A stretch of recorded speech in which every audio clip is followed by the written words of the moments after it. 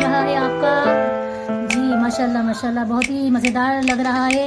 आपने इसमें क्या क्या डाला है सूप में अपने?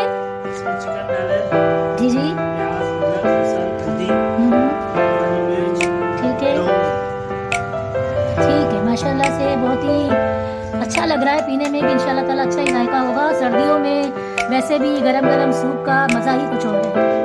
हमारे स्कूल में आज शेयरिंग डे हो रहा है। ये देखिए बड़ा ही मज़ेदार सूप बनाया गया है असातिज़ा इकराम के लिए और ये सर्व किया गया है गरम गरम सूप। टीचर्स ने इसके साथ कोल्ड ड्रिंक भी रखी है। बड़ा ही अच्छा कॉम्बिनेशन है, सूप, कोल्ड ड्रिंक और केक भी आया हुआ है। भाई किसकी बर्थडे हो रही है यहाँ पर?